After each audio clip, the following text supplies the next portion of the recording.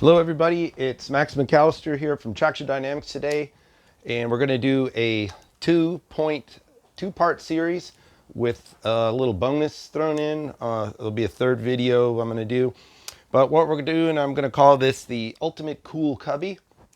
And so we've got 2018 plus Honda Goldwing glove box that we're going to put heat insulation on to try and cool the compartment. The known problem that this compartment gets really hot, and so leaving your cell phone or anything inside of it will cook your phone and cause it to overheat and shut down, and then your phone and audio won't work on the bike. And so most people have found they can't use this for that purpose, and unfortunately that's where the cable is to plug your phone in if you want to use the CarPlay. So then you have to pull the cable out and route the cable somewhere else on the bike. So anyway, we're going to try and get around that with this bike, but this one's going to be used for a totally different purpose, which I'll explain.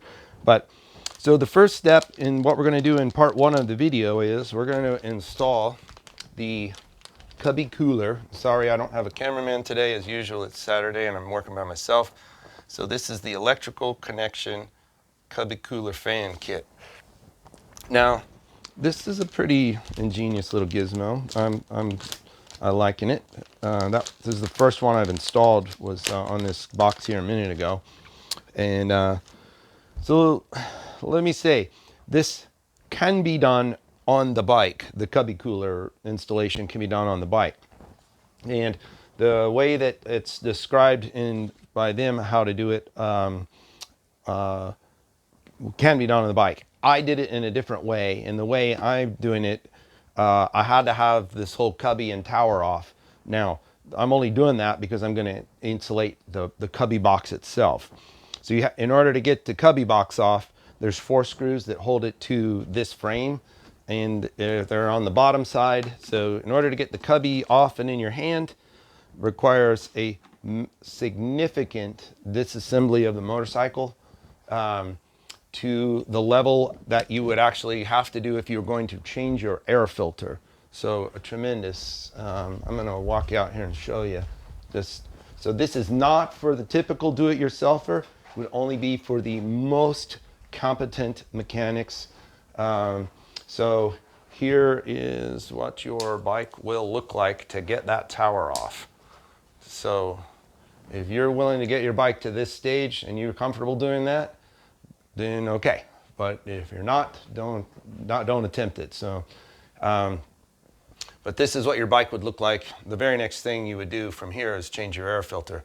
But this is a significant disassembly of the bike. All of the front fairing and everything, has to come off, and in order to get to it, and then there is a lot of wiring that is snap connected to the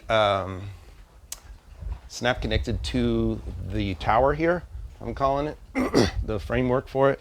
And so I'll put you back here in the corner. You guys nobody puts baby in the corner, but that's where you guys are getting to go today. So I got to walk back and forth. Just the only far way I can get enough view on you here. So I've got the tower removed from here. It's obviously very nice and convenient to work on a workbench. So step one, I'm going to show you how I installed the fan. I'm going to also just touch on how you would do it on the bike, and then because it's very similar. And then we're going to take the cubby off. In part two, when you come back, we'll be installing some heat insulating material, which I'll go over at that time. And then the bonus video we're going to do is, this glove box has a scratch on it. So I'll show you in a bonus video how to change the painted lid if you wanted to do that. So first of all, the way the USB cubby cooler works is pretty slick. That guy Lewis, he's smart. That electrical connection, he's my buddy that owns that company. He found this little mini fan. It's really small. It's about 1 inch in diameter. That's the fan. And then he's created an inline USB pigtail that will just plug into the USB cord that's already inside your glove box. And this is a data capable cable, so it won't mess up the CarPlay or Android or any of that. Now, it's held on with two kind of, you know, self-tapping or sheet metal type screws, wood screw, and the box itself is plastic. So that's that. Where he intends you to install it, and what you would do if you were doing this as an on the bike installation, in here, this is gonna be a bummer. Actually, I'll poke this out so you can see. There's a rubber plug here on the right side of the bike, and now you'll be able to see daylight there. That rubber plug is intended for the 3.5 millimeter auxiliary input plug. That's an accessory Honda sells. And so if you're using that, you'll just have to blow your own hole somewhere else in the cubby hole, and in order to do that. Or you could maybe even slot the with a Dremel tool, slot down and pull the 3.5 aux wire down, and then put the fan on. It just depends on your level of fabrication skill. So the fan is basically it's just under an inch in diameter, the actual fan itself. So the holes, the diameter of the holes is around 29 millimeters. You know, it's about a little less than 1.25 inches. So they suggest opening this hole because it's, you know, quite small. So you would want to open that hole. The ideal tool is a step bit, readily available, step drill, readily available at Home Depot, or actually Lewis sells it on the site as an accessory tool to go with for this installation. But again, you can find them pretty readily. This is a tool you can use all over a Goldwing if you're accessorizing your Goldwing. So CB installs, radio installs. This is used for side entry puddle lights, the 12-volt accessory socket. I mean, on and on and on and on. So very useful tool if you're accessorizing your own Goldwing. Then his intention is that you will simply take the USB cord that's in the glove box, plug this into it, and that will be powered. And now here's your plug-in for your cell phone like normal. Now, the trick to this is, and the reason they're using that top hole on the bike, you have to be able to hold a screwdriver at some angle that will allow you to put the two small screws that hold it in. So from kind of where you're at, you got to be able to take a very shallow angle at this to get to that and put the screws in. The next trick of the day is most people have number 2 Phillips screwdrivers in their toolbox. This is a smaller screw, so you'll need a finer Phillips screwdriver to accomplish this. May or may not have it in your toolbox, but so you'll want to be able to get a very shallow angle, and you'll need a smaller tip than a normal number 2 Phillips screwdriver. Now, what I did, I opted to keep the hole a little undersized, a little smaller than going for the full 1 inch of diameter. And the reason is, we would take practically a machinist to, I'm gonna mess this up.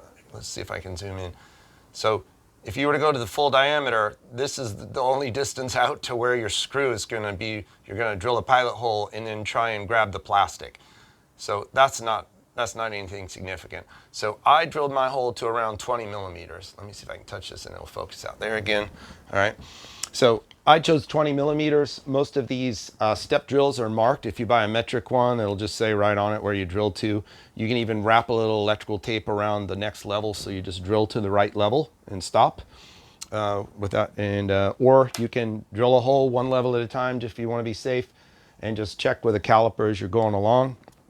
Now, and so that would be it. Then he supplies 2 screws. I used just a 1/16 inch drill bit and held it in place and drilled 2 tiny pilot holes just to make it easy, so the screws would definitely start, but then still have plenty of plastic to bite into. And now, my application is different. What we're going to do with this glove box is, this is going on our mega build, 2021 mega build we're doing for an endurance riding record. And this bike is the owner is really not going to use the glove box for anything ever. He likes it, has a tank bag he likes, and that's going to be on top of this pretty much forever. And he's not really going to use this compartment. And but what we're going to put in here is a brain box from a TPX laser jammer. So the laser jammer brain is going to go in this box, and although the company says it's capable of handling very high temperatures, we just figure safer than sorry. So we're insulating the box, putting the coolant fan, and then in this box, I'm going to use the hole where the USB cable came in from Honda, and that's where we're going to pull all the harnessing in for the laser jammer. But what I did for this installation, and actually let's talk about how it works. So the fan, when you turn your bike on, the fan will run, and it pulls air from outside of the box into the box, pressurizes the box, forcing hot air up out the top, because this is not rubber sealed. It's got a rain lip on on either side of it, so the rain won't get into it. But it's not rubber sealed, and it's not airtight in there. And in fact, in the bottom from the factory, there's weep holes in case you ever actually got water in it. It would drain. So what I did with my install, I've pulled the USB cable out because he's not going to plug a phone in there, and we're going to run the harnessing in. So in the bottom left corner of your cubby hole is a little plastic socket that you stow your USB cord in if it's not in use. That's just taking up space, so I took that out. It created a hole. So using the step drill, I blew that hole open to my 20 millimeter hole, and I put the fan in the lower left corner back wall of the glove box down in here, as you can see.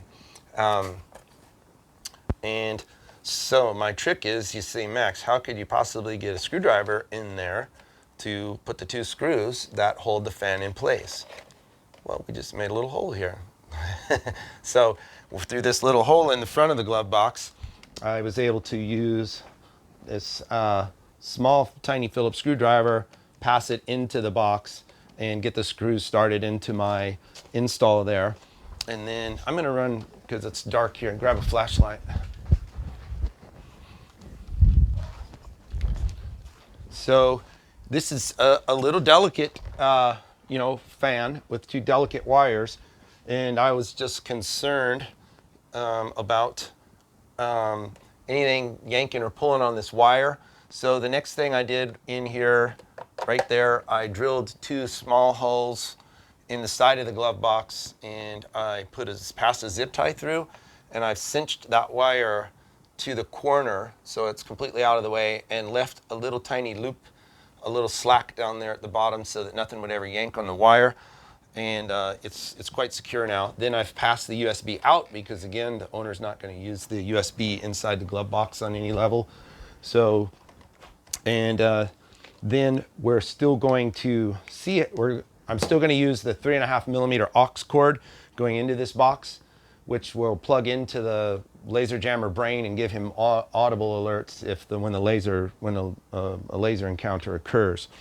So that's my setup. So my little fan from the outside looks like this, and as you can see that hole there, and I made sure the hole was deburred and there was no insulation around there, and then first test it, make sure it spins freely before you go and try and plug it in. Just take it and gently spin it.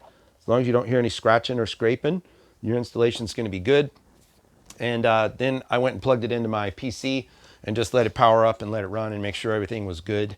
And then, one other warning about these screws. When you turn them in, when you feel the screw and the little plastic housing on the fan, when it stops, stop. Do not torque the screw, because you can crack the little plastic housing. When it stops, it's good. You're done. No more. Okay? So not even a little. Okay? So don't do that. You'll crack it. And so now these little holes I've made don't really matter because they're going to get covered up with heat insulation, so I'm not concerned about them. I am, just for the sake of conversation, I'm going to probably put a little tiny piece of gaffer's tape down on this one in here just because I'm super picky. But again, Honda's intended for you to potentially get rain in the motorcycle here, so they've got holes right through the bottom. So don't be too concerned that, oh no, it's not watertight now. Look what he just ruined. So you can already see the comments coming. All right, so there's step one. That's installing the electrical connection cubby fan, you know, as intended by electrical connection, and then kind of in a custom fashion for my application that I did here. So my name's Max. Please give this video a thumbs up, and I'll try and put a link to Lewis's product here in my site so you can buy this. We stock this here at Traxxion, and or you can get it from Lewis directly if you're ordering other products from him. Don't forget to share this video with your friends that own this new Goldwing, and I'll be back with part 2 in the near future.